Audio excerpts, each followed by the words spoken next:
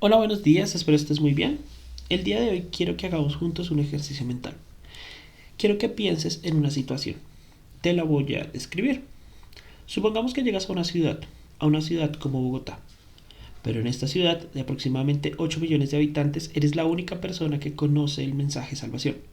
Eres el único hijo de Dios. Eres la única persona que sabe que Cristo vino al mundo a morir por los pecados de la humanidad. Que Cristo vino al mundo a ofrecer salvación.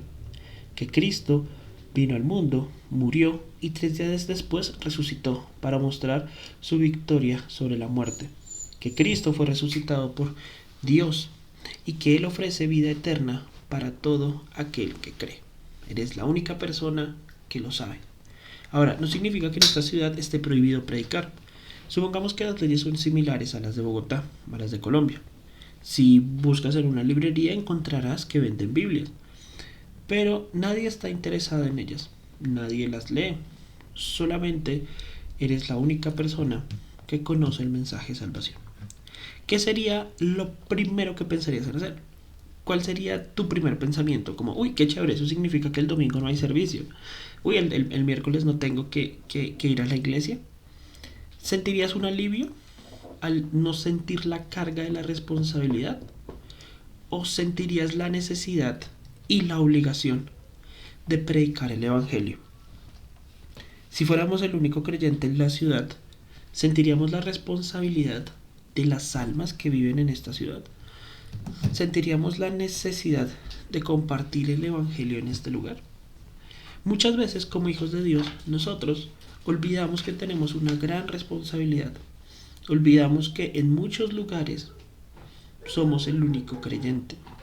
A veces esperamos que alguien más predique el Evangelio, que alguien más lo haga.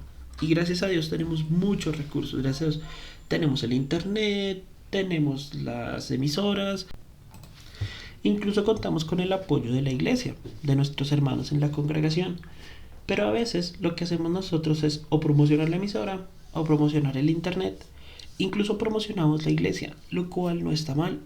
Pero también tenemos una responsabilidad directa de nosotros compartir el Evangelio. Hay algo muy interesante que Pablo decía en 1 Corintios 9, 16 y 17. Dice, pues si anuncio el Evangelio, no tengo por qué gloriarme, porque me es impuesta necesidad. Y hay de mí si no anunciar el Evangelio. Nosotros a veces olvidamos que es necesario y dejamos que solo aquellas personas que se dedican día a día a compartir el Evangelio se encarguen de compartirlo. Y nosotros nos olvidamos de hacerlo. Pero muchas veces vamos a ser la única posibilidad en ese momento de que alguna persona conozca del Evangelio. Puede que seamos el único creyente en el Transmilenio, puede que seamos el único creyente en la universidad, puede que seamos el único creyente en el trabajo. En algunas situaciones vamos a ser el único creyente. Y eso lo olvidamos y lo subestimamos muchísimo. El pasaje continúa así, por lo cual, si lo hago de buena voluntad, recompensa tendré. Pero si de mala voluntad, la comisión me ha sido encomendada. Es interesante porque acá dice como, si lo hago de buena gana, voy a obtener recompensa. Pero si lo hago de mala gana, pues está bien, porque tengo la obligación. O sea, estoy obligado, tengo la comisión de compartir el Evangelio. A veces nosotros decimos, no, es que no tengo la preparación, es que no sé cómo hacerlo, es que no me nace. Y Pablo aquí nos dice, es como, si lo haces de buena voluntad, hay recompensa. Y si no lo haces como de muy buena voluntad, igual hazlo. O sea, igual hay que hacerlo, porque si la palabra de Dios no regresa vacía. El mensaje del Evangelio tiene que ser compartido de una forma urgente, de una forma necesaria. Veamos otro pasaje, Filipenses capítulo 1, versículo 15 al 18.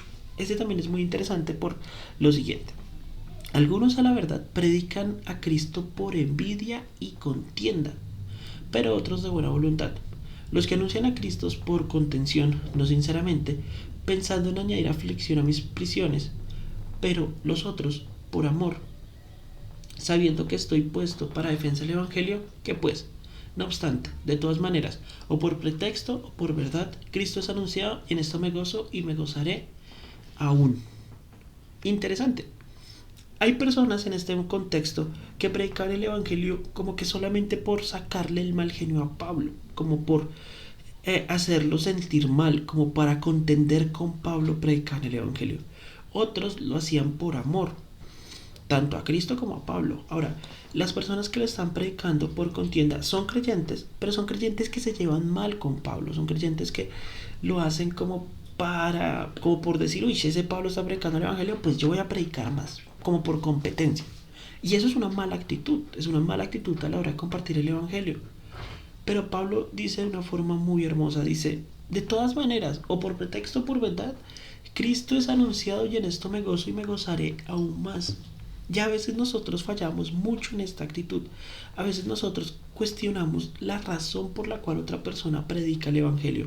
No es que lo está haciendo porque quiere lucirse, no es que lo está haciendo porque es que quiere la fama, no es que lo está haciendo porque es, y a veces lo decimos como una persona como que quiere ganarse el beneficio o la buena voluntad del liderazgo, o porque está compitiendo con nosotros, o que está compitiendo con otra persona, o quiere darse el pantallazo. No importa. Lo importante es anunciar el Evangelio. Y nuestra responsabilidad no es calificar ni juzgar a quienes lo están haciendo. Nuestra responsabilidad es hacerlo. Si fuéramos el único creyente en una ciudad, ¿a quién le predicaríamos primero? Pues lo más seguro, pues hay dos caminos. Podemos predicar a pequeños grupos, es decir, empezar a predicar a personas cercanas para buscar que a uno más reciba el Evangelio, capacitarlo para que ahora los dos podamos seguir compartiendo el Evangelio. Pero hay otra opción. La otra opción es la forma en la que también lo hacían los apóstoles. Ir a lugares públicos y predicar el Evangelio de forma abierta a muchas personas. Y de esta forma, quienes vayan creyendo se van añadiendo y van siendo capacitados. Pero el objetivo siempre es predicar a la mayor cantidad de personas posibles, sea el método que sea, y luego que estas personas prediquen también el Evangelio. Esa es como la forma en la cual creció la iglesia, es la forma en la cual funciona la iglesia. Se predica el Evangelio y se capacita a personas para que prediquen el Evangelio. Pero si en algún momento estas personas que se capacitan o nosotros dejamos de predicar el Evangelio, dejamos de cumplir el propósito. Sé que muchas veces nosotros vivimos muy cómodos y rodeados de muy lindos hermanos y de muy buenos ministerios que predican el Evangelio, pero esto no es excusa para que nosotros dejemos de hacerlo. Siempre recordemos que el Señor dio su vida en rescate por todos, por todos aquellos que creen. Pero ¿cómo creerán si no hay quien les predique? ¿Y cómo predicarán si no fueren enviados? Es nuestra responsabilidad predicar a tiempo y fuera de tiempo. Es necesario que lo hagamos por amor a Cristo, por la necesidad de las personas y también por la obligación que nos ha sido dada. Es un mandato y deberíamos hacerlo por amor, deberíamos hacerlo por amor. Pero aún así, si no, deberíamos hacerlo por nuestra obligación. El mandato más importante para el creyente es predicar el Evangelio. Y también, obviamente, la santidad, el conocer del Señor, el capacitarse, el estudiar, sí, pero la santidad, el capacitarse, el conocer del Señor son para predicar el Evangelio. No debemos volvernos el vaso más lindo en la estantería, debemos volvernos la herramienta más útil en el cajón de herramientas del Señor. Entonces, esa es como mi reflexión en esta mañana, mis hermanos. Espero que podamos entender que somos necesarios, que somos muy útiles, siempre y cuando nos dispongamos a predicar el Evangelio y que lo prediquemos. Lo importante es predicar. Muchas gracias.